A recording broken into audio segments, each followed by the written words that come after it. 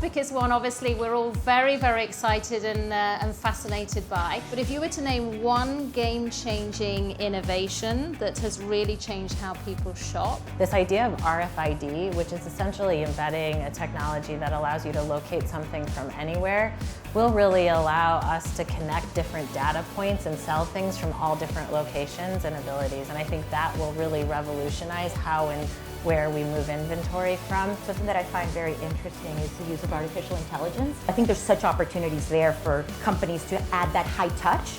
That could be something that maybe not today affects, but I really believe will carry us into the future. I think we're just going to see those kinds of technologies becoming more and more intuitive to the point where you don't have to click or you don't have to type. Selling to consumers across so many touch points, what do you see as those challenges in terms of how you really intersect with her? Instagram is one of the biggest ways we're using social. If I can send you me wearing this necklace and explaining how I wore it, it makes a huge difference. But what we're thinking about is how fast the technology is changing. So how do we actually use the consumer's phone versus developing the infrastructure ourselves? As a company, how are you cutting through the noise of social and then being able to speak to your consumers? 4,800 hours of video is uploaded to YouTube every minute. There's just so much volume and there is so much clutter. And it's difficult as a brand to engage in a dialogue at that volume. For us, social is incredibly important, but I think it's more about building the noise rather than fighting it. The way I've been starting to think about social is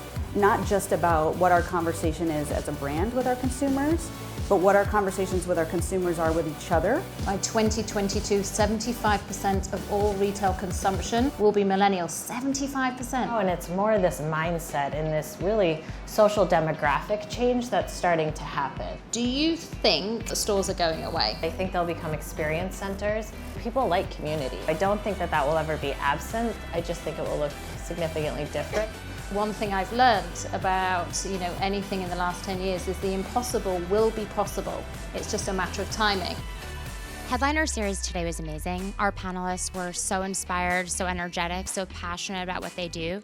We're all serving the same consumer in a different way with a different business model. And I think it's important to challenge yourself and open up your mind and think about new ways to reach her. The future of retail is the customer.